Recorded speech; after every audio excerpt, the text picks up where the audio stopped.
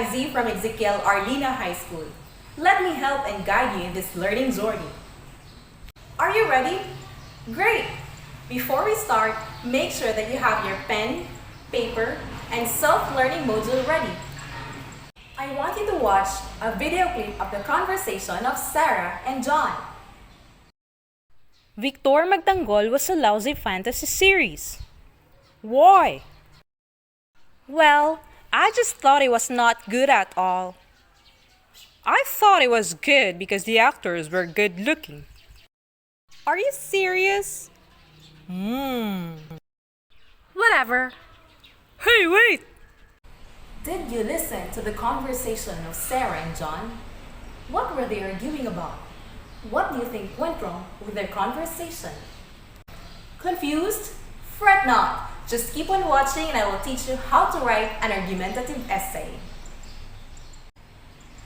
At the end of this lesson, you were expected to identify the elements and language features of an argumentative essay, use transitional devices correctly in writing an argumentative essay, write an argumentative essay applying its correct elements and language features. So, what is an argumentative essay? It is a genre of writing that requires the writer to investigate on a topic, collect, generate, and evaluate evidence, and establish a position on a topic in a concise manner. Let us review the video clip of the conversation of Sarah and John. Victor Magtanggol was a lousy fantasy series. Why? Well, I just thought it was not good at all. I thought it was good because the actors were good looking. Are you serious? Whatever. Hey, wait! If you notice, Sarah made a claim. However, she did not base it on an evidence. John, on the other hand, made a counter-argument. However, Sarah failed to refute it in an appropriate manner. Remember, persuasion is the act of persuading someone to do or believe something, while argumentation is the act of establishing claim based on logical reasoning, examples, and research. This is how you organize your argumentative essay. Title, introduction, body, conclusion. In writing an argumentative essay, the first thing to consider is the title. The title introduces the topic of discussion to the audience. It also generates readers' interest in the argument. In creating a title, try to grab the attention of your reader by offering a provocative image, picking up on words or examples offered in a body or conclusion of the paper, and asking a question. Here are the examples. Are millennials too much reliant on technology? The disadvantages of technology to millennials. In the first title, you will notice that it offers a provocative image to the reader. The words used can be found in the body or conclusion of the paper. Finally, it asks question. In the second title, on the other hand, it already provided a bias. By saying the disadvantages of technology, we miss out the chance to refute any counterclaims. Finally, it does not ask a question. Another essential part of an argumentative essay is the introduction.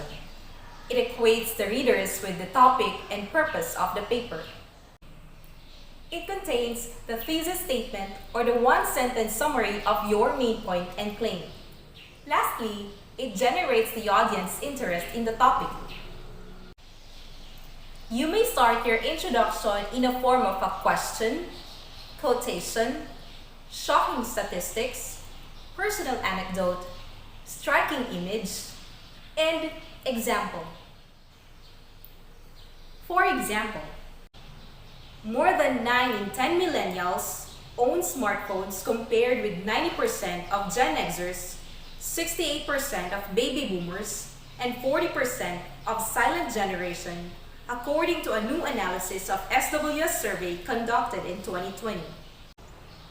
The writer used statistics in writing the introduction.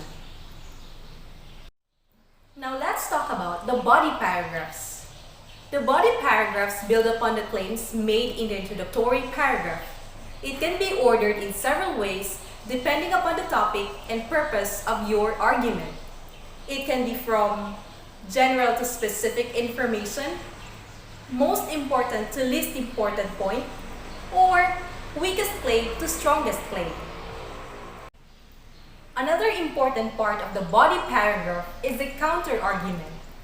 It addresses the claims of the opposition in building a convincing argument. It also demonstrates your credibility as a writer, wherein you have researched multiple sides of the argument and have come to an informed decision. It also shows that you have considered other points of view.